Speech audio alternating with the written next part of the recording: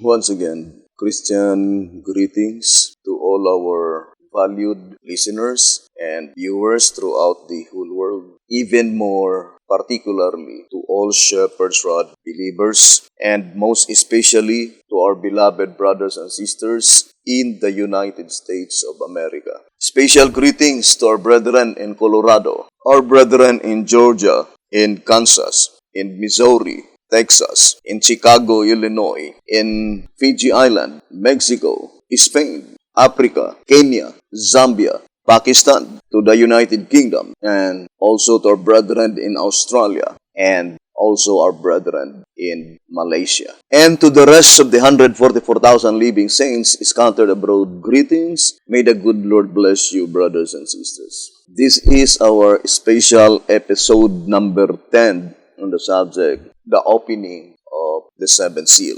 Now, I would like to begin our study on 2SR 220, saying, the 144,000 are sealed before the silence of half an hour, or at the opening of the seal, but they are judged in the period of the seventh seal, for the prayer was for all saints, the living. So, to repeat again, the focal point of the opening of the seventh seal is concerning the sealing of the 144,000. Now, at this time, I would like to connect our subject concerning the 11th hour call. Now, I would like to read White House Recruiter on page 12 and page 13. It says, the issue is of greatest gravity. Christ foreknow it would be, and in supreme concern, he projected it in the crowning lesson of his parable of the vineyard. Now that the time has come to the last parabolic hour, he has set the parable ablaze with light, to be progressive as truth itself is. Let us look deeper into the parable now while the light of God is shining on it. So, the shepherd's rod is plainly telling you and I that when the last parabolic hour will come, God will set the parable ablaze with light. Do not forget, brothers and sisters, that concerning the parable of Matthew 20, it was never been understood by any other company except the 11th hour. So I would like to read the statement here in 2SR page 234, saying, but the object of the lesson, or the particular object in view, but the object of the lesson is for the latter, who are hired at the 11th hour. For the truth of the parable has never been understood by any other company. There are only 5 different companies recorded in the parable of Matthew 20. But the absolute fact is that the particular object in view concerning the truth of the parable in Matthew 20, it has never been understood by any other company except the last call, except the 11th hour call. And that is why the admonition was given to you and me in White House Recruiter on page 12 and 13, saying, to be progressive as truth itself is, let us look deeper into the parable now while the light of God is shining on it. So let us now look deeper into the parable. Here's a statement that I would like to read to you. And 2SR on page 9.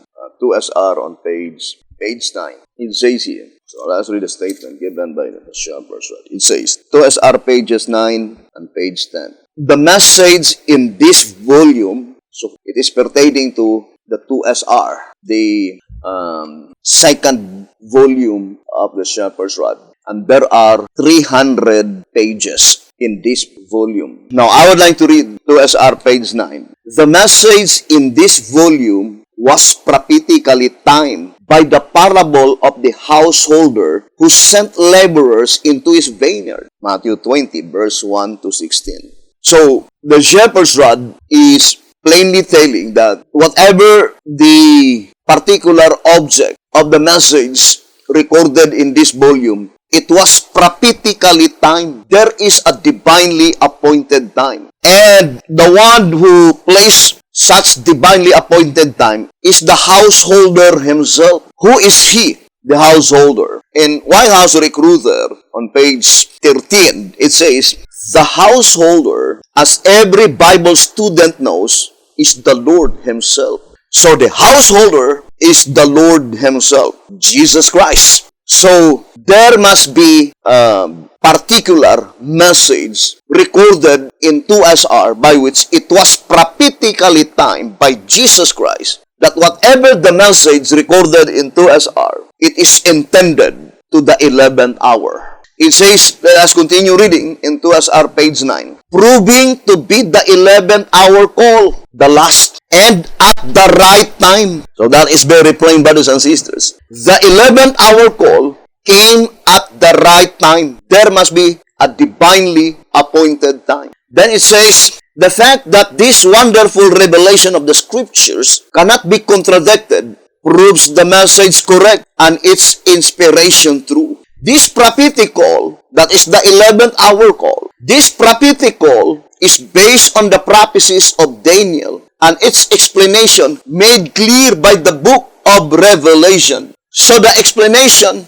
in the book of Daniel, it is even became clearer through the book of Revelation. So let us now focus, brothers and sisters, to the 11th hour call. Now, I remember, brothers and sisters, that according to the Shepherd's Rod, I would like to read first. Here in the Shepherd's Rod, in 2TG number 30, page 14.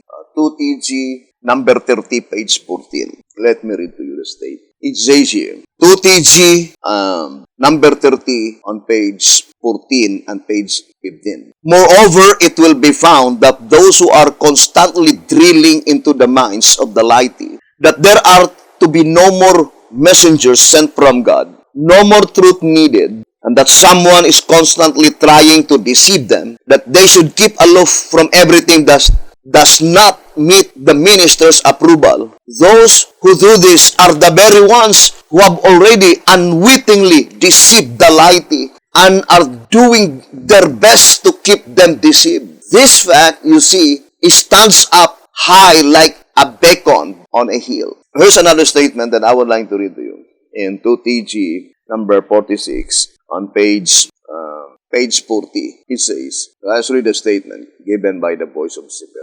inspiration. And Satan, surrounded by evil angels and claiming to be God, will work miracles of all kinds to deceive, if possible, the very elect. So the statement says, will work miracles of all kinds to deceive, if possible, the very elect. 2TG 46, 40. There's another statement in 2TG 43, page 12. It says, 2TG 43, page 12. And since the 11th hour servants, the Davidians, are the ones unto whom the message of this cleansing, the judgment of the living, is committed, then those who on account of it are our enemies, those who are doing everything they can to keep the common people ignorant of the truth and from coming in contact with it, are the very ones who are endeavoring to deceive the very elect, if possible. But thank God that it is impossible. 2TG 43, page 12. So, the same with the statement on 1SR, page 89, saying that the lesson here is, with all the satanic schemes, it would be impossible to defeat the divine purpose. So, with all the satanic schemes, it would be impossible to defeat the divine purpose. And what is that divine purpose in this study? It is the purpose of God that there must be 144,000 living saints, and the devil cannot defeat God's purpose. Now, let us now focus our attention to this very important message, the 11th hour call, the last call recorded in Matthew 20. Who are they? The servants of the 11th hour. So let's read White House Recruiter on page 28. It says, from this now unfolding scriptures, it is plainly seen through that the message of the judgment of the living is heaven's final edition of glad tidings for the saints and of sad tidings for the sinners. Hence it is to be proclaimed by the guileless servants, the 144,000, the servants of the 11th hour. So in this study, brethren, let us distinctly separate the call time and the work period. Because during the work period, there are 144,000 living saints that will proclaim the message in the loud cry proclamation. But during the time of call, brothers and sisters, there is only one messenger. Now, I would like to read the statement in White House Recruiter on page 17. Having thus by the first call for servants solidly established the time in which the parabolical go-to-work calls started, we are now to ascertain the call time and the work period. So let us now distinctly separate the call time and the work period. So we need to ascertain clearly who is he, brothers and sisters, that God commanded him to call the 144,000 living saints or to recruit 144,000 living saints. I would like to read first this reading in 1 TG. Let's read. Here in 1 TG number, let me see. The shepherd's rod is telling us, brothers and sisters, that I think 1 TG number 2. 1 TG number 2, page 27. Right now, the Lord is advertising for at least 144,000 lifesavers with headquarters on famous Mount Zion, a greater post than was held by Joseph. Will you be one of them? There are greater opportunities today than ever before. Why not venture into something in which there is no chance taking? Anyone can succeed if he is willing to pay the price. This statement cannot be applied perfectly in the days of B.T. Hoover. It is only a prediction. But this statement must be applied in the 11th hour call. That God is advertising and recruiting 144,000 lifesavers. Now let us read White House Recruiter on page 29. It says, thus far, the fact stands out that this final call comes at the last hour of the parabolical day, just before the gospel work closes. Being the last message of mercy to the world, and also the last call for servants, it must therefore be borne by Elijah the prophet, by him who appears just before the great and dreadful day of the Lord. Malachi 4, verse 5, Matthew 17, verse 11. Accordingly, the servants of the 11th hour, who are they, the servants of the 11th hour? The 144,000. White House Recruiter, page 28. Now the statement says, accordingly, the servants of the 11th hour must be called to the work. So that is the time of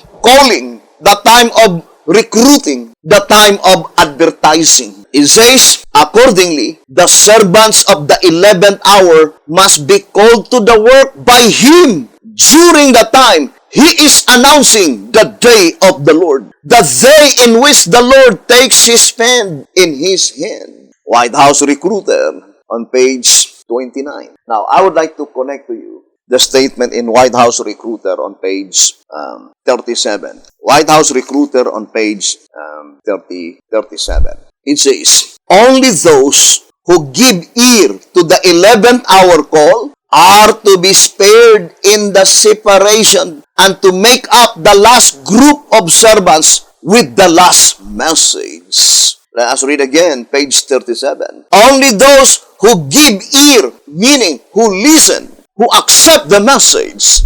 Whose message? We already read White House Recruiter, page 29. It is antitypical. Elijah the Tishbite. It says, accordingly, White House Recruiter, page 29. The servants of the 11th hour must be called to the work by him. So, antitypical Elijah the Tishbite. He will be the one to call to the work the 144,000 living saints. By him, during the time, he is announcing the day of the Lord. What is the day of the Lord? Now, let me read to you track number 8. It says, track number 8 on page 60. It says, proclaiming the great and dreadful day of the Lord. Malachi 4, verse 5.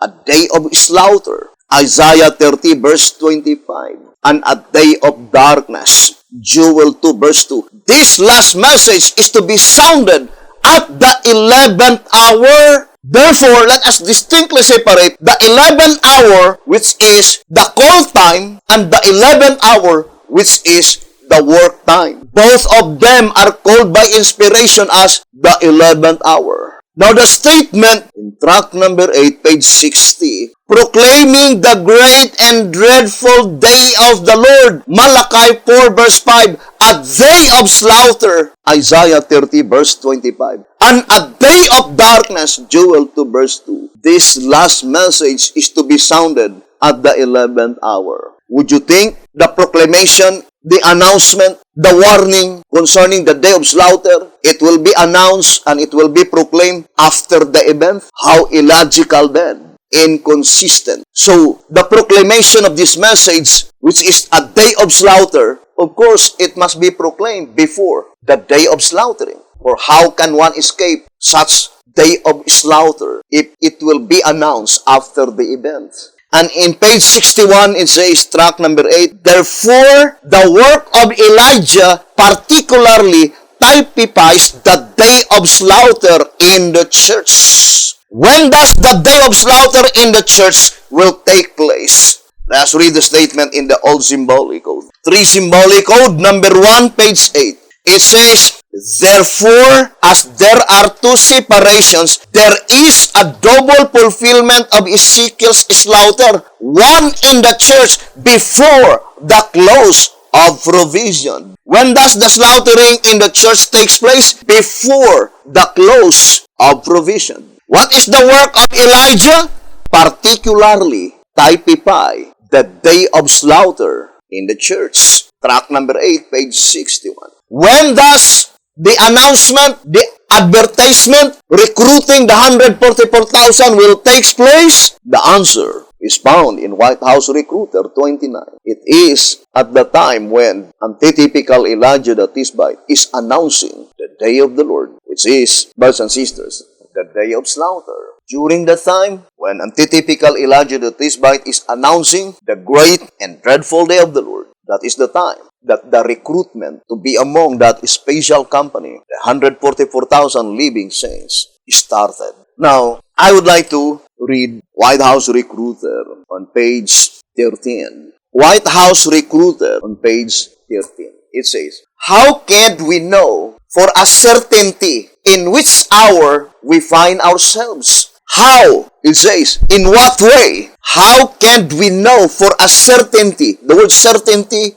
is to be very sure. How can we know for a certainty in which hour we find ourselves and if our own call to service has come? How can we know that God is already recruiting 144,000 living saints? So the statement is, strive with all your power that God hath given us to be among that special company in 7 BC 970. Let us strive with all the power that God has given us to be among the 144,000. That statement must be applied at the time when God is recruiting 144,000 lifesavers, brothers and sisters. And the voice of inspiration says, how can we know for a certainty in which hour we find ourselves and if our own call to service has come? How can we respond to the call if we did not recognize the call?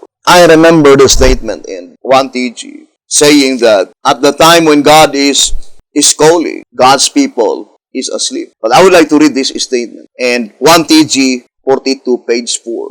So, let's read the statement. So, it says here, brothers and sisters, God's true people are hoping to be among that God's true people. 1 TJ 42, page 4. God's true people are nevertheless to awaken and embrace the call. Do not forget the statement that only those who give ear to the 11th hour call will be spared in the separation. Let's read again. White House Recruiter, page 37. Only those who give ear to the 11th hour call are to be spared in the separation and to make up the last group of servants with the last message. White House Recruiter, page 37. Now let us go back again to the reading on White House Recruiter on page 13. It says, how can we know for a certainty in which hour we find ourselves? And if our own call to service has come, then it says, we can know only. So there is no other way. This is the only way. We can know only by establishing the time in which the last parabolic hour expires. That statement is very plain. The only way that we could be able to establish firmly, securely, with certainty, when does the 11th hour call commence and when does the 11th hour go to work will begin. It is only by establishing when does the 11th hour call will expire. That is the statement, right? White House Recruiter, page 13. We need now to establish when does the 11th hour call will expire. So, let us read the Shepherd's Rod, brothers and sisters. So, here in the Old Symbolic Code, I would like to read the Old Symbolic Code. It says here, 3 Symbolic Code, number 5 and 6, page 12. 3 Symbolic Code, number 5 and 6, page 12. It says, when we have come to the last hour of the day, from 5 p.m. to 6 p.m., just 1 hour before sunset, we recognize the fact that we are in the end of the day, even though the last minute has not yet come. You see, brothers and sisters, it says, we recognize the fact. Then it says, likewise, so B.T. Hotep is now comparing the literal aspect and the spiritual aspect. Likewise, inasmuch as Christ's parable of the vineyard is true to life, so the application of the parable of the vineyard must be true to life, but only to the 11th hour call, because the example given is the 11th hour. We already read in 2SR 234 that the parable in Matthew 20, the truth of the parable in Matthew 20, never been understood by any other company. It was not understood by the first call. It was not understood by the second call. It was not understood by the third call. It was not understood by the fourth call. Only the 11th hour call. And in studying this parabolical prophecy, we distinctly separate the groundwork and the particular object in view. What is the particular object in view? The antitype. Because the type is not the true object. So let us read again the statement. In 1SR 226, it says, the type themselves are not the true object, no more than a photograph is, but it is a representation which pictures and unmistakable evidence the object in view. 1SR 226, but the particular object in view, it was pictured out in the type with unmistakable evidence. That is the statement. So the statement unmistakable evidence is synonymous to the term infallible. That is why it says in 1SR 124, the picture tells the story and symbols do not lie. Now let us read again the statement here in the Old Symbolic Code. 3 Symbolic Code, number 5 and 6, page 12. 3 Symbolic Code, number 5 and 6, page 12. Likewise, inasmuch as Christ's parable of the vineyard is true to life, so it must be true to life story. It is not just a parable, but it is true to life. The only difference in the spiritual setting is that the spiritual aspect is more broader than the literal aspect. But do not forget the statement that Christ's illustrations are perfect. Track number 3, page 65. It says, do not regard lightly the wisdom of God. His illustrations are perfect because God is infallible God. His works spell perfection. 1SR page 232. It says, as God is infallible, all His works spell perfection, even to one jot or one tittle. 1SR 232. Now, let us go back again to 3 Symbolic Code, number 5 and 6, page 12. Likewise, inasmuch as Christ's parable of the vineyard is true to life, then according to physical analogy, we can understand the last hour, the 11th of the symbolical day of present human history to be only the end of the world. The statement is very positive, saying we can understand. We can. The statement says the last hour is to be only the end of the world. What is the 11th hour? That is the end of the world. Now, I would like to read 3 symbolic code, 8 to 10, concerning the time of the end in Daniel 12 verse 4. So let us read the statement. It says here, brothers and sisters, all symbolic code, 3 symbolic code, 8 to 10, page 8, the book of Daniel and the time of the end.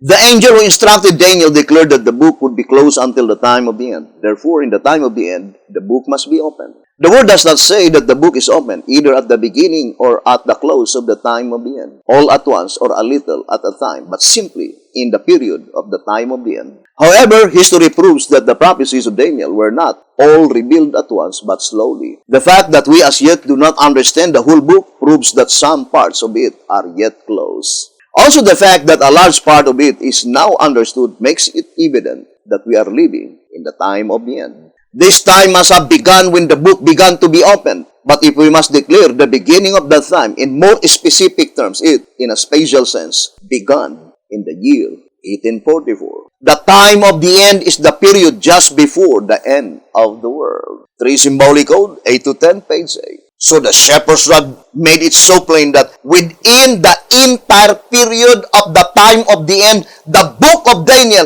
must be completely open. What does it mean?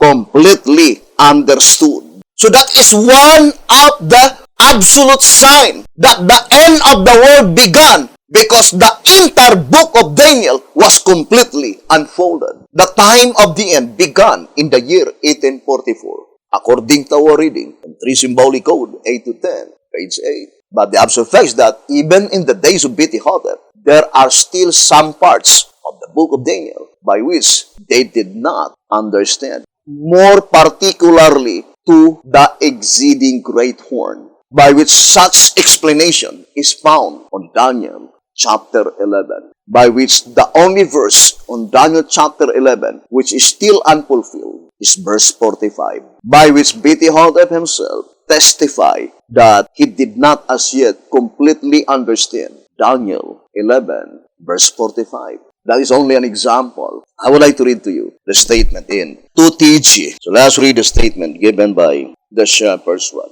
Here in 2TG number, let's read the statement here, by which B.T. Hotep says that is the only verse in chapter 11 by which still unfulfilled. 2TG 42, page 27, it says, the only portion of Daniel 11 yet to be fulfilled is this verse, the last of the chapter. And since these prophecies are made to be understood only when they are being fulfilled or after fulfillment, verse 45 is not as clear as we should like to have it. Consequently, concerning the place of his tabernacles and his end, also as to whether another Christian power shall inherit the title King of the North before verse 45 is fulfilled, only time itself will positively portray the whole truth. 2TG 42, page 27. So that verse, brothers and sisters, it was not completely understood in the days of B.T. Hotep. But, to repeat again, when does the 11th hour call will begin? It is in the period called the end of the world. And what is the end of the world? It is the period by which the time of the end ended and then commenced the end of the world. What is the absolute sign that the time of the end is ended? The book of Daniel is completely understood. What is the book of Daniel? Let us read track number 3. Track number 3, page 49. It says, this work of separation or cleansing brought to view in the parable of Matthew 13, verse 30, and again in that of Matthew 13, verse 47 to 49, also in the prophecy of Malachi 3, verse 1 to 3, and in that of Ezekiel chapter 9, as well as in Revelation chapter 14, is directly applicable to the judgment day for the living. But the cleansing of the sanctuary at the end of the 2,300 days, according to Daniel 8:14 and Daniel 7, verse 9 and 10, applies directly to the judgment among the dead.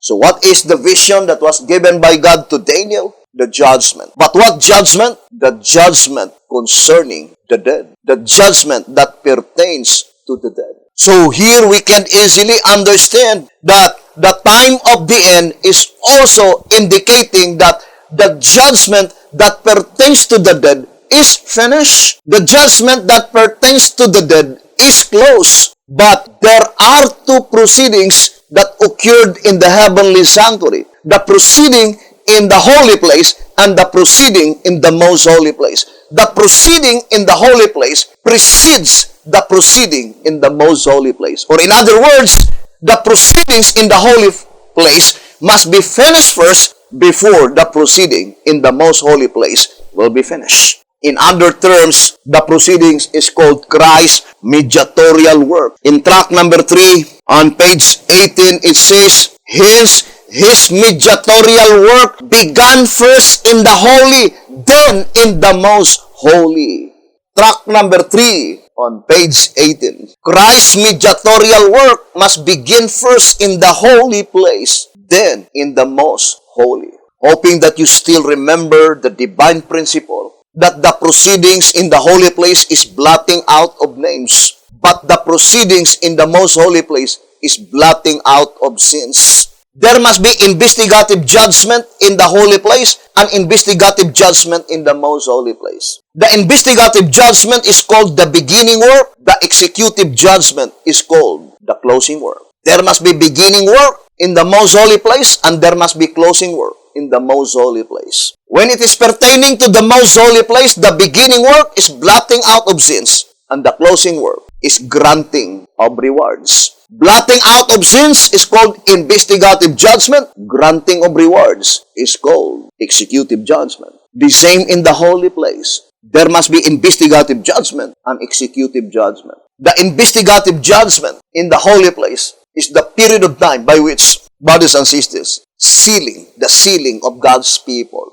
That is during the investigative judgment. And those who failed to receive the seal of the living God in the period of investigative judgment, their names will be blotted out on that day of atonement, which is called the executive judgment. Do not forget, brothers and sisters, that the book of Daniel is only bookwork transaction, because the book of Daniel is judgment that pertains to the dead. And that is very plain in White House Recruiter, page 20. It is purely bookwork transaction and it takes place in the heavenly sanctuary. The same with the statement in 1 TG number 11, page 6. It says, bookwork, of course, bookwork only. Now, let us go back to the term that the 11th hour call is the end of the world. Now, let us read again the statement. Let's read the statement given by the Voice of Inspiration. Here in 3 Symbolic Code 5 and 6, page 12.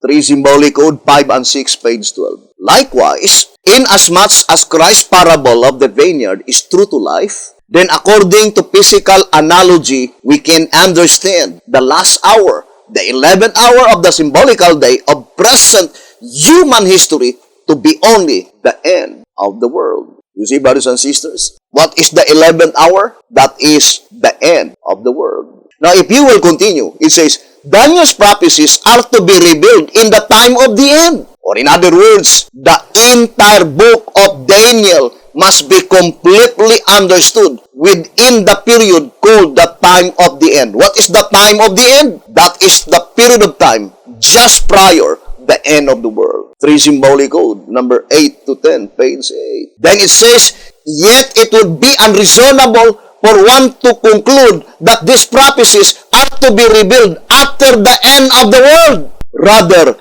they are to be revealed at the end of the world. 3 Symbolic Code 5 and 6, page 12. So what is one of the sign that the end of the world, which is the commencement of the 11th hour, has already come? The book of Daniel. The 12 chapters of the book of Daniel are completely opened, completely understood. What is the end of the world? Let us read answerer number 2. So let's read the statement. In answerer number 2, page 37, it says, thus to all practical purposes, the harvest is indeed the end of the world. Answerer number 2, page 37, thus to all practical purposes, the harvest is indeed the end of the world. When does the 11th hour call will begin? It will begin in the period which is called the end of the world. 3 symbolic code, 5 and 6, page 12. What is the end of the world? That is the harvest. That is the harvest. Now let us read answerer number 2, page 36. It says, it shows that the harvest is a period of time having a beginning and ending, and that during its time, men are saved. Answerer number 2, page 36. It says, the harvest is a period of time having a beginning and ending, and during its time, men are saved. Now, I would like to read, brothers and sisters, the statement in track number 3 on page 54. Track number 3, page 54. It says, let's read the statement. For when a person's judgment is pending, and he is unaware of the fact, he will be unprepared and unable to stand when his case is investigated. And we explained it several times that of all the truths, there is no more damaging than the truth during the 11th hour. What is the truth during the 11th hour? It is a message to inform God's people, the 144,000, that our cases in the heavenly sanctuary is now being weighed. I would like to read again the statement in 2TG number 11. 2TG number 11 on page 13. It says, 2TG number 11, pages 12 and 13. For example, after the harvest, investigative judgment of the dead is passed. Other truths, even more important, must be introduced for the harvest of the living. I say more important truths because they are concerning the living themselves, concerning those whose own cases are to be weighed in the balances, those who personally are to be judged either as wheat or as tares, either as good fish or as bad fish. Of course, the statement to be weighed in the balances, that is in the heavenly sanctuary. And the statement is very plain in White House Recruiter, page 32, saying, and what more damaging darkness could he seek to keep them in than in ignorance of that which God would have them to know? While their judgment is pending, while they are being weighed in the balances of the sanctuary, none, absolutely none. So the 11th hour call is a heavenly summons. What is a summon? That is a letter issued by the presiding judge at chamber. And the presiding judge is God the Father. And this is a heavenly summons to inform the last generation of men that we are now being weighed in the balances of the sanctuary. And there is no more damaging darkness than could Satan successfully darken your understanding that you will not give ear to this message. Do not forget the statement, White House Recruiter, page 37. Only those who give ear to the 11th hour call will be spared in the separation. And they alone constitute the 11th hour servants with the 11th hour message, the 144,000. And it is also answered, brothers and sisters, it says here in 2SR page 164, it says, 2SR 164, he who fails to respond to the heavenly summons will be left without the seal or covering of God, and therefore must be cut off from among his people as prefigured by the services in the typical Day of Atonement. He who fails to respond to the heavenly summons will be left without the seal of the living God, and therefore their names will be blotted out. It cannot be slaughtering because that is on the Day of Atonement. The term cut off that takes place on the Day of Atonement is blotting out of names. Once our names will be blotted out in the heavenly sanctuary, brothers and sisters, our hope forever gone. We place ourselves destined for everlasting ruin. Now let us read again the statement in track number 3 on track number 3, page 54. It says, to this all-important subject, track number 3, page 54. To this all-important subject, therefore, we ought to give the more earnest heed. Hebrews chapter 2, verse 1. And in doing this, we must approach the judgment in the light of the parables. We must approach the judgment in the light of the parables. Then it says, the seed sower, the seed, the field, the season of cultivation and growing, and the season of harvest must together be perfectly calculated to illustrate the spiritual kingdom. What kind of kingdom to be illustrated? By the subject, brothers and sisters, the three seasons, sowing, growing, and harvest, spiritual kingdom. But the admonition says it must be perfectly calculated. Can you imagine the Bedean is prejudiced in time sitting? Is there any calculation without numbers? Are you willing to buy a calculator by which in that calculator numbers is absent? The statement is very plain. It must be perfectly calculated to illustrate the spiritual kingdom. Therefore, the spiritual kingdom cannot be illustrated if the subject, sowing, growing, and harvest will not be perfectly calculated. And then it says, otherwise, the representation can only lead into error instead of into truth. Track number 3, page 54. If these three seasons, sowing, growing, and harvest, will not be perfectly calculated, brothers and sisters, it can only lead into error instead of into truth. But in order to illustrate the spiritual kingdom, it must be perfectly calculated. That is the statement in track number 3 on page 54. Now let us go back to our subject, to the 11th hour, and then go back to the subject, the harvest. What is the statement given by the shepherd's rod in White House Recruiter? Let us read again. White House Recruiter on page 13.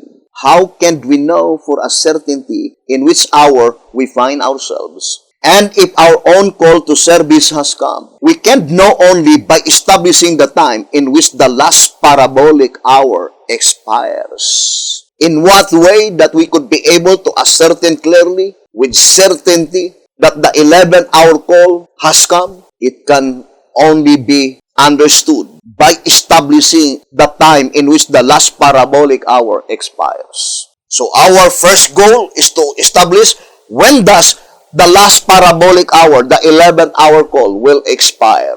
Because that is the admonition given in White House Recruiter, page 13. That in order for us to know for certainty when the 11th hour call will come, let us establish when does the 11th hour call will expire. Why is it that the given clue is the end part, the expiration of the 11th hour call? The Word of God can never be mistaken. The mere fact that the admonition given in White House Recruiter, page 13, that in order for us to ascertain clearly when the 11th hour call will come, let us establish when does the 11th hour call will expire. So if we could be able to establish now when does the 11th hour call will expire, then we need to proceed to the next step. Because that is the very first step given by the voice of inspiration. Establish first when does the 11th hour call will expire. So let us read 2SR. 2SR, page 229. So this is the statement given by the voice of inspiration. The 11th hour call. 2SR, page 229. The 11th hour call. The 11th hour call is the last on record and only an hour before sunset millennium. When does the 11th hour call will expire? It will expire at the commencement of the millennium. So our next step is to find out when does the millennium will begins. Let's read 2SR 252. It says, 2SR 252. A computation of like manner was employed to define the year of Jubilee. Say the Lord, and thou shalt number 7 Sabbaths of years, unto thee 7 times 7 years, and the space of the 7 Sabbaths of years shall be unto thee 49 years. Leviticus 25, verse 8. The 50th year, while the land rested, being also a type of the millennium, showing that the land shall keep a Sabbath rest, a like computation is used. Therefore, at the beginning of the 1,000 years is the commencement of the Jubilee in its antitype. When does the 11th hour call will expire? At the commencement of the millennium. 2SR 229. When does the millennium will begins? It will begin on the year of Jubilee. Now let us read track number 3, 1934 edition. Let's read the statement on track number 3. Track number 3, 1934 edition. It says here, brothers and sisters, on page 67, the scriptures often employ mathematical means on defining existence of time and number of years from one biblical event to another. The number of days from the wave ship to the Pentecost was derived by multiplying 7 times 7, which equals 49. In like manner, the number of years from one jubilee to another was determined by multiplying the 7 sabbatical years by 7, the sum of which is 49. Therefore, multiplication is a common scriptural method of teaching truth.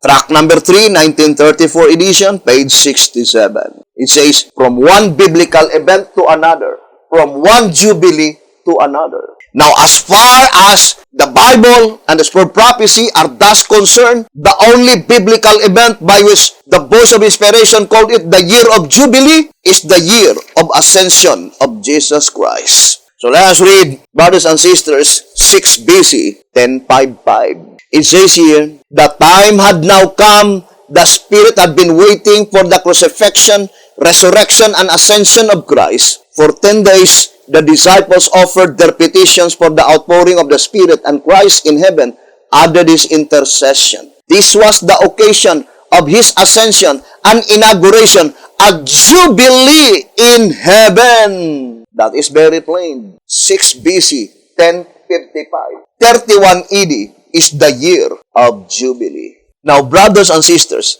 that commencement of the millennium, which is the year of Jubilee, is portrayed by God into 2 infallible proofs. It is revealed, brothers and sisters, by the flood study. Now, let me read to you. 2SR page, so let's read 2SR on page 245 and 246. As God declared the danger to the old world by the preaching of Noah in one generation, just so has he forewarned the world of its end in this generation. As provision was made before the flood for those who wish to escape the ruin, just so he has provided means and facilities for all who wish to evade the doom that confronts our world. Not to enter into an ark built by the hands of men. No. That was only a figure. But into many mansions prepared by the Lord himself. Not into an ark floating over mud waters, but into mansions resting on foundation of precious stones. The dreaded flood is a type of the dark millennium. As God's faithful people were saved then, so shall they be saved now. But the sinner now shall perish as the sinner then. So we have the ark, the type, and we have the New Jerusalem during 1,000 years, which is the antitype. The antitypical ark is the New Jerusalem. Now, brothers and sisters, let me show to you the illustration given in the Bible as explained by the Spirit of prophecy. So we have the type, brothers and sisters, which is the ark. How many years, brothers and sisters, that Noah preached to the old world? 120 years. That is 120 years. 120 years. From 2464 BC up to 2344 BC. So that is the entire preaching of Noah, brothers and sisters. 120 years. But in the antitype, the antitypical ark, what is the antitypical ark? The New Jerusalem, the millennium, by which it will commence on the year of Jubilee. Therefore, the 120 years is pointing, brothers and sisters, to the 120 Jubilees. What is the 120 Jubilees? Then let us multiply, because it says multiplication is one of the method of teaching truth. 120 times 50 equals 6,000. That is the 6,000 years prophecy. From the time, brothers and sisters, I would like to be specific. From the very time by which Adam and Eve offered a sacrificial lamb after Adam and Eve were fallen into sin. From that time, you will count 6,000 years. Now, let us read, when does that time, brothers and sisters, occurred? Let us read the Great Controversy. The Great Controversy, page 300. So let us read the statement given by the voice of inspiration. It says here, brothers and sisters, the Great Controversy, page 327. In the midst of the week, he shall cause the sacrifice and the oblation to cease, In AD 31, 3.5 years after his baptism, our Lord was crucified with the great sacrifice offered upon Calvary, ended that system of offerings which for 4,000 years had pointed forward to the Lamb of God. Type had met antitype, and all the sacrifices and oblations of the ceremonial system were there to cease. How many years from the time the sacrificial system had been established? 4,000 years to 31 AD. Now, it's easy, brothers and sisters, by subtracting 4,000 minus 31, then you will have 3969 BC. So, it must be in 3969 BC. Now, brothers and sisters, from 3969 BC, it's easy. You will subtract 3969 BC from 6,000 years. 3969. Then 1, then 3, then 0, then 2000. 31. Therefore, the millennium must be in 2031 AD. That is the year of Jubilee. The 120th Jubilee. But it was also revealed, brothers and sisters, in the 40 typical days. From 31 AD to the year 2031, there are 40 Jubilees. There are 40 Jubilees. So 2031 AD, brothers and sisters, is the year of Jubilee. The 40th Jubilee, when you will begin in 31 AD. The 120th Jubilee, when you will begin in 3969 BC. There are double infallible proofs concerning the year 2031. Now, I would like to read this reading in 1 TG. 1 TG number 46. It says here, page 7, 1 TG 46, page 7. It matters not where God's people be, nor under what circumstances they be placed. They shall nevertheless all hear his servants proclaiming the year of final Jubilee. And all are to be let out free. All are to share this great ever-increasing spiritual feast. Brothers and sisters, the 39th Jubilee, of course, you will subtract 2031 minus 50. It was already in 1981. That was already in the past. But that is not the final Jubilee. Because the final Jubilee is the 120th Jubilee or the 40th Jubilee. Or in other words, there are two biblical events to prove the commencement of the millennium. That is, first, typifying the ark. The ark was completely finished at the end of the 120 years. What is the antitypical ark? The New Jerusalem. It will also be completely finished on the 120th Jubilee. And it was also rebuilt, brothers and sisters, on the ascension of Jesus Christ. Because we already read, right? The statement in Bible commentary in 6 BC, 10:5-6. It says that is the year of Jubilee. Christ's ascension, that is the year of Jubilee. Why is it that Jesus Christ stayed on this earth after his resurrection exactly 40 days?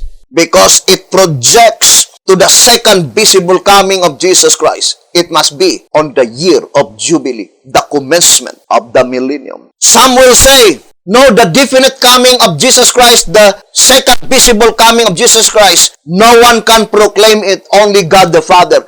You are absolutely right. But if you will say that we will never know anything, you are absolutely wrong. Because the year will be made known by God. But to know the year, since the year have 12 months, there are 360 days in 1 year, 12 months in 1 year. That is not a definite coming of Jesus Christ to know the year, because we did not know exactly in what month, in the 12 months of the year, on 2031, we did not know the exact definite time. But God revealed the year, and we can prove that with absolute facts in the writings of the Golden Bowl. For example, although there are many, brothers and sisters, proofs to prove. It says here in the Great Controversy, 371, the Great Controversy. Thus it was shown that Scripture gives no warrant for men to remain in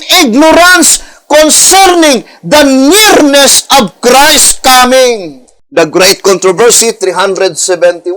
Here's another statement that I would like to read to you, given by the voice of inspiration, hoping that I could select, because there are many proofs, brothers and sisters. So I would like to read the statement here written by Alonzo Jones. It says here, let us read the statement. If the Lord did not intend that His people shall know anything about the time, what is the meaning of the words in verse 33? He says that we may know when His coming is near, and we have too much reverence for and fear of His word to contradict Him. And more than this, we believe that verse 33 is not merely instructive, but also preceptive. It contains not only a statement, but a commandment. It does not barely inform us that we may know, but it commands us to know. You see, brothers and sisters, we are commanded to know. What to know? The definite time? No, to know the year.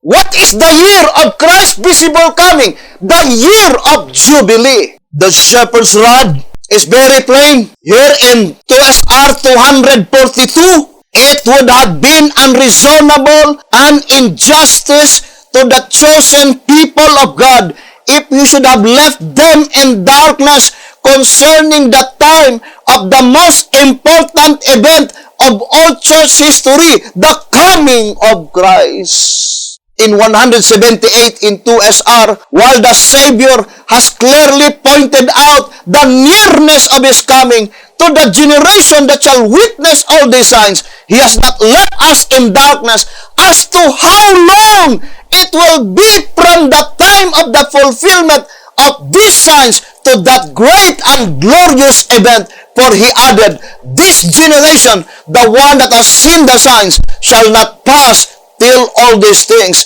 be fulfilled. As the generation spoken of by the Master is about to pass away and the kingdom of everlasting life ushered in, the searcher of truth should not neglect his opportunity by allowing things of lesser importance to occupy his mind or time. And in 11 Symbolic Code, number 12, on page 7, it says, if no one is to know the day and hour until the Lord comes, then how could the servant be aware of the day and the hour? Do you see that one statement seems to contradict the other? No one knows the hour, the day. Therefore, God's people must be ready for the event to occur at almost any time. And if the servant does not faithfully perform his duties, then when the Lord is about to come, that servant will not be aware of it. Is that not how you understand these two statements? Up to a certain time, God's people do not know the day and the hour. But if they continue to receive meat in due season, a day will come when the servant is going to be made aware of that hour, of that day. And here in answer error number 2, page 24, it says, page 23, indeed, answer error number 2, page 23, indeed, though the scriptures do say that even the angels know not the hour, yet if they are ever to be ready to start out with the Lord upon His second advent, certainly they must someday beforehand be told of it in order to make ready and to start out. And although no man now knows the day or hour, yet if the Father sees fit to declare it, we cannot but know it, in order for God's people to make ready to start out. And that is the wise virgins. Because the statement in the old symbolic code, it says, as quoted in the Bible, one symbolic code, number 10, page 9, it says, the parable of the 10 virgins cannot preserve the virgins until the Lord's coming, but rather up to some time before the final close of provision. For note more carefully what the scriptures said, and they that were ready went in with Him to the marriage, and the door was shut. What is the purpose that God need to reveal the coming of Christ? In order for the wise virgins to start out and made ready. Is it a definite time? No.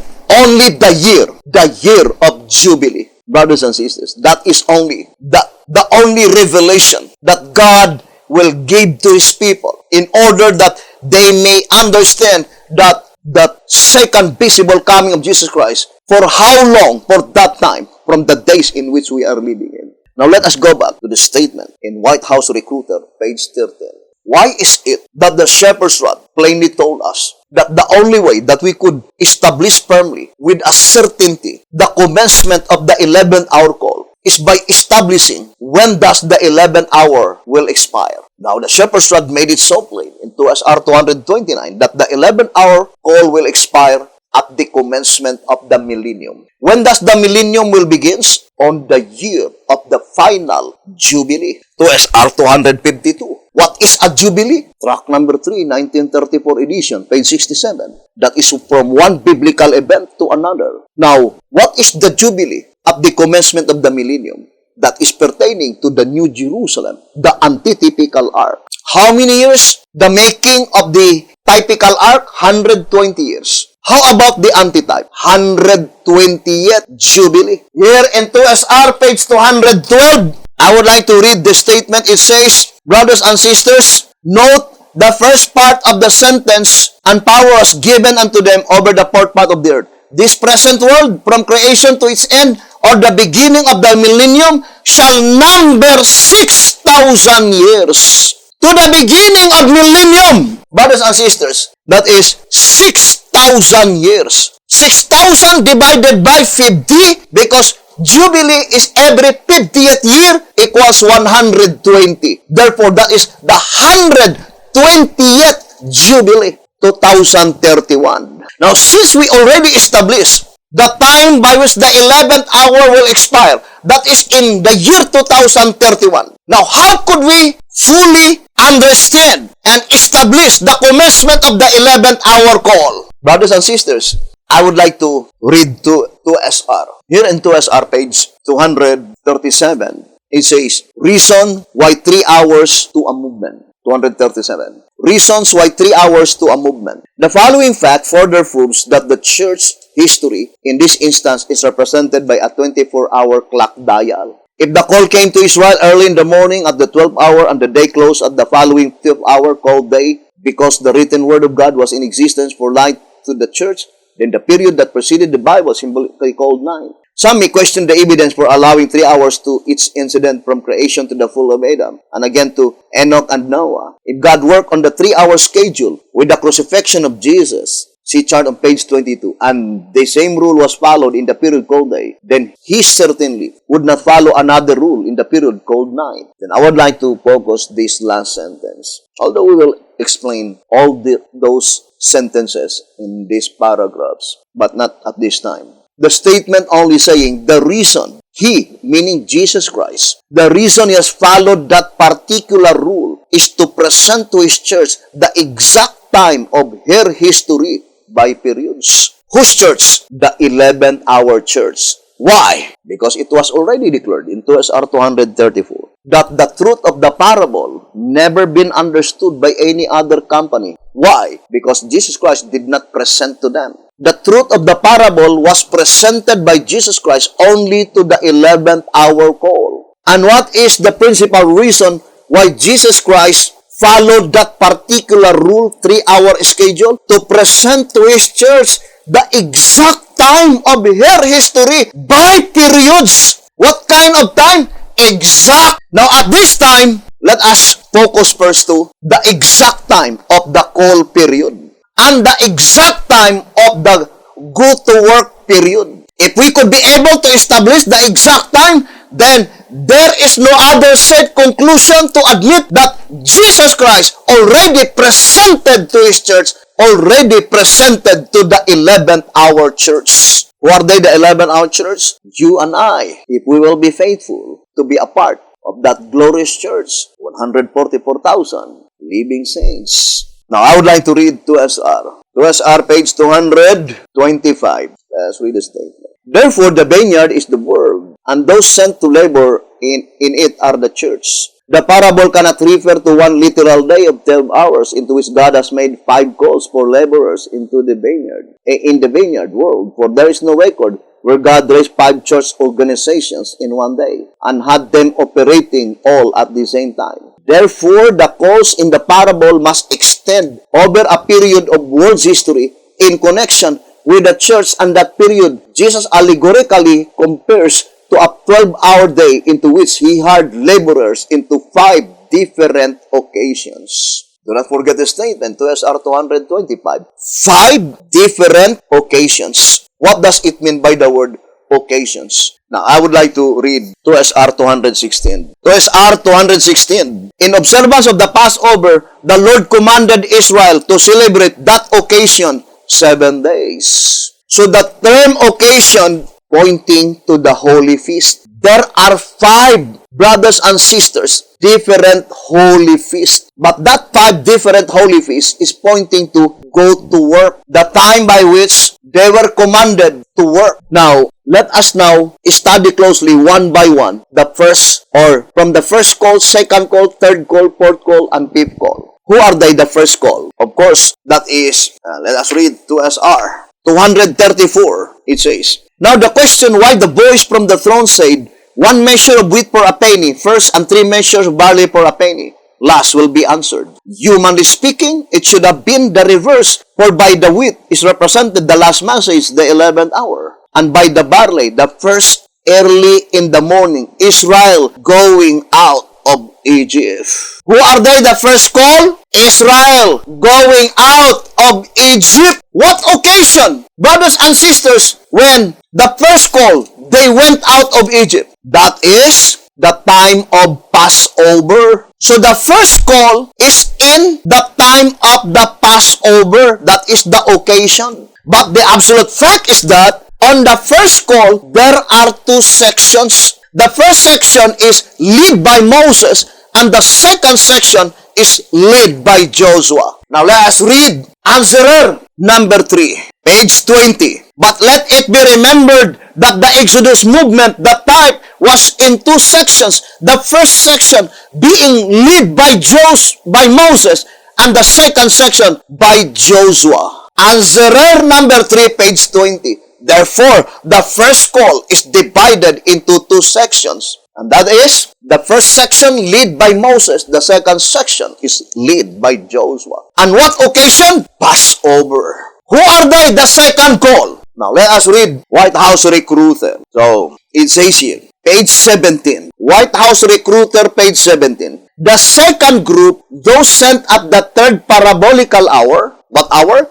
3rd parabolical hour. Must necessarily be the ones who were called to the work next. And they were, of course, the early Christians. The early Christian church, significantly enough to, the Lord was crucified at the 3rd hour of the day. And likewise, Pentecost came at the 3rd hour of the day. Brothers and sisters, what is the first call? The Exodus movement. What is the occasion? Passover. The first section, led by Moses, the occasion is Passover. The second section, led by Joshua, the occasion is Passover. What is the difference? The difference between the one with the other is that in the first occasion, brothers and sisters, the Bible pattern calendar is pattern number 4. But the second section, although it is also Passover, but it is pattern number 2.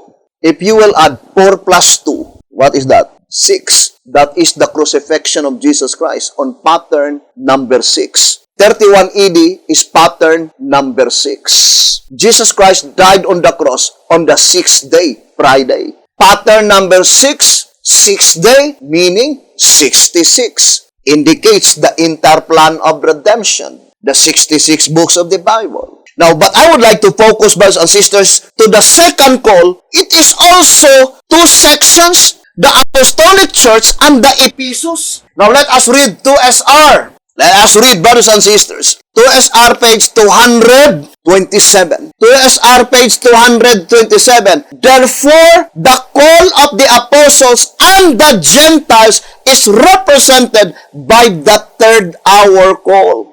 So the first call, there are 2 sections. The second call, there are 2 sections. The Apostolic Church and the Ephesus. But how about the 3rd call? The Millerites movement. There is only 1 section. Why? Why is it that the Millerites movement, there is only 1 section? How about the 4th call? There are 2 sections. the typical Laodicean, that is the Seventh-day Adventist Church, declaring the judgment that pertains to the dead. And the second section, the antitypical Laodicea, that is the seven antitypical brothers of David, declaring the judgment that pertains to the living. Why? That the third call, there is only one section, because that is the Philadelphian church. The Philadelphian church is the triumphant church. And the second section of the Philadelphian church is pointing, brothers and sisters, to the 11th hour call, which is type and antitype, pointing to the midnight cry. Now, I would like to read 2SR page 181. The midnight cry was first proclaimed prior to 1844, and the coming of the bridegroom was Christ coming to the most holy place in the heavenly sanctuary for the investigative judgment of the saints. The investigation being in two sections, first the judgment for the dead and the second for the living. The cry must be repeated, otherwise we would have no present truth for the time of the judgment of the living. The cry for the living being of a greater importance to the world than the one for the dead. And as the virgins are a figure of the living church, the parable must have a direct application to the church at this present time, the coming of the bridegroom for the judgment of the living. But indirectly, it points back to the commencement of the midnight cry, the first angel's message, the judgment for the dead. The messages being of the same event, judgment both for the living and for the dead, are called the midnight cry. The same is proven by the parable itself. So the midnight cry in the primary application, it was proclaimed by William Miller. And what is the expectation of William Miller? The second visible coming of Jesus Christ. The second visible coming of Jesus Christ. When does William Miller began to proclaim it? And what do they believe in 1844? They believe that 1844 is the year of Jubilee. That's what they believe. I would like to read to you their testimony. What they understood is that 1844 is the year of Jubilee. If you can project that statement, saying that if Jesus Christ will not come on this year, it must be delayed 50 years. So I would like to read the reading, brethren. Let us read what they believe. The statement, then it must be delayed 50 years if Jesus Christ will not come on the year 1844. But we know that they had been disappointed. You found the statement? It says, why then should we place so much confidence in an argument from them as to suppose that if the Lord does not come on the 10th day of the present 7th month, He cannot come till that day of some other year? And assuming that the year to be the Jubilee year, that if He does not come this year, His coming must be delayed 50 years. Now, ponder deeply, brothers and sisters. Remember the admonition given by the shepherd's rod. We should not give up scripture truth, but their false applications should be given up as fast as possible. Right? That is the statement given by, and 7 Symbolic Code 7 to 12, page 19. It says, my conclusion is that we should give up no scripture truth, but that our false applications and interpretation of scripture and consequent false ideas of order and propriety should be given up as fast as possible.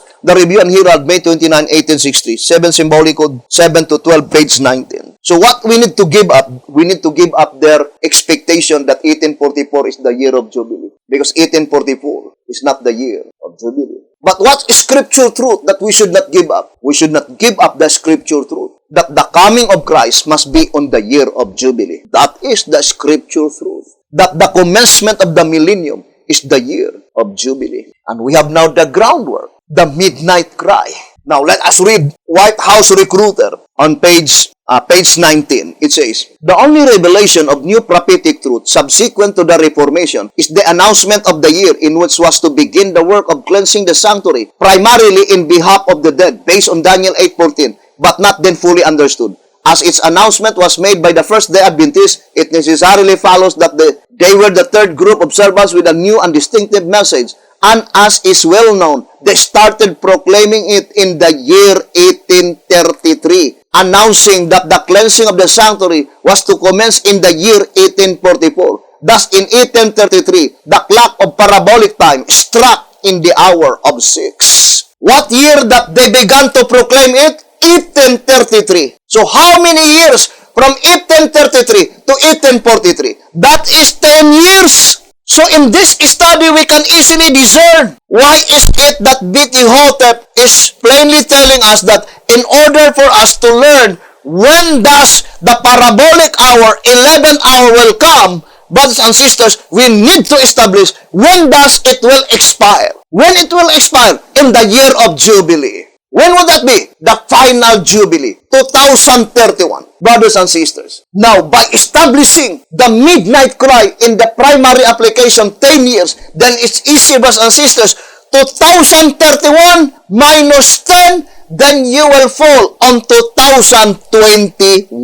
The very year. This is the very year. The 11th hour call, brothers and sisters, are now sounding throughout the whole world. And, brothers and sisters, soon, very soon, brothers and sisters, the time will come when Jesus Christ will pronounce the irrevocable decision in the heavenly sanctuary. The year 2021 can be proven with different angles. Now, in this angle, it is perfect. To repeat again, why is it that the shepherd's rod is plainly telling us, just establish when does the 11th hour call will expire? Then you can ascertain clearly the commencement of the 11th hour call. What is the commencement of the 11th hour call? The midnight cry. Brothers and sisters, that is the midnight cry, also called the first angel's message. Now, let us read to prove that the 11th hour call is the midnight cry. Let us read again the statement. 2SR 181. It says, let us read 2SR 181. But indirectly, it points back to the commencement of the midnight cry, the first angel's message. What is the midnight cry? The first angel's message. Now, let us read White House Recruiter, the statement given here. It says, White House Recruiter on page 23. Now that the time has finally come for the Lord to recruit His 11th hour servants, this priceless parable is unfolded, and for the first time it is plainly seen that whereas the judgment of the dead was to be proclaimed to many nations and people, the judgment of the living is to be proclaimed to all nations and to every people on earth. Here is what inspiration itself says. Revelation 14, verse 6 and 7. That is the first angel's message. What is the midnight cry? The first angel's message, 2SR 181. And what is the first angel's message? The 11th hour message. Brothers and sisters, the message at the 11th hour, Revelation 14, 6 and 7, the judgment that pertains to the living. So, the reason that the shepherd's rod give us the clue that in order for us to ascertain clearly when it will commence, establish the expiration. Because we have the groundwork. The midnight cry, how many years? 10 years. So, the proclamation of the midnight cry in its perfect fulfillment, which is the entire period, brothers and sisters, of the 11th hour call, it must be also 10 years to the commencement of the millennium. And the millennium will commence on the year of Jubilee, 2031. Then you will subtract 2031 minus 10, then you will fall on 2021. This is the very year, the last 10 years, brothers and sisters, which is the 11th hour call, which is the first angel's message, which is the midnight cry. And that is the fulfillment of that event, that God's servants are proclaiming the final Jubilee. How could they proclaim the final Jubilee if they did not know? So let's read here in 1TG number 46. It says, page 7. It matters not where God's people be, nor under what circumstances they be placed. They shall nevertheless all hear His servants proclaiming the year of the final Jubilee. What is the final Jubilee? The 120th Jubilee or the 40th Jubilee. God's servants are proclaiming, brothers and sisters. So, brethren, I would like to go back again that in the 5 calls, brothers and sisters, in the first call, there are 2 sections. In the second call, there are 2 sections. In the fourth call, there are 2 sections, brothers and sisters. And the third call, there is only 1 section because that is the Philadelphian. The second section of Philadelphian is the 11th hour call. What hour by which William Miller had been called by God? 12 noon. I would like to read to you. 2SR 237. Let us read this thing. 238. 2SR. The 6th hour in the light part stand also as noon, when the sun is in its full strength. I would like to read in the upper portion. It says, The 12th hour on the dial to the left represents sunrise and on the right sunset. The 6th hour in the light part noon and 6 in the dark part midnight. The message at the 6th hour by Miller is called Midnight Cry. And what hour William Miller had been called? Noon, at 12 noon, when the sun is in its full strength. But that is only the partial fulfillment, because William Miller, brothers and sisters, know very little concerning the plan of redemption, and that is the reason that he suffered great disappointment. So it points out to the final proclamation, brothers and sisters, of the third angel's message, because according to 1 SR page 21, it says, of the three angels of Revelation 14 verse 6 to 11, John writes, and I saw another angel fly in the midst of heaven, and the third angel followed them. These angels, following each other, were seen flying in the midst of heaven, where the sun would be at midday in its full strength. We have the type, 12 noon, midnight cry. The antitype must also be 12 noon, brothers and sisters, and it can be explained by the occurrence in the days of crucifixion, or on that day, the crucifixion of Jesus Christ. Remember, brothers and sisters, the third angel's message is applied to the dead indirectly. Midnight cry and the three angels' messages are applied in the dead indirectly. The direct application is in the judgment that pertains to the living. 2SR 181 and the General Conference is Special, page 39 and page 40. The same with the illustration of the woman. The woman is clothed with the sun when the sun is in its full strength. 12 noon. That is the last church in the New Testament succession by which the entire plan of redemption was bestowed by God into the church. But to repeat again, it cannot be mistaken. You can oppose, brothers and sisters, or you can speak evil to the message, but you cannot hinder the fulfillment of it. And my admonition is that the statement in tract number 5, saying, brothers and sisters, page 86, tract number 5, page 86, as a matter of fact, trying to obscure the light on any other Bible truth will in no way darken or doom it, but only darken and doom himself. Tract number 5, page 86. So we are nearing home, brothers and sisters. We are on the very borders of eternity. Soon, very soon, the faithful, the honest, the sincere will stand on Mount Zion with the Lamb victoriously, brothers and sisters. We will leap for joy, and what a glorious day that day, my dear brothers and sisters. We will continue this subject, and hoping that the good Lord will bless us and would help us. Thank you very much for listening and viewing this program. Have a beautiful, wonderful evening.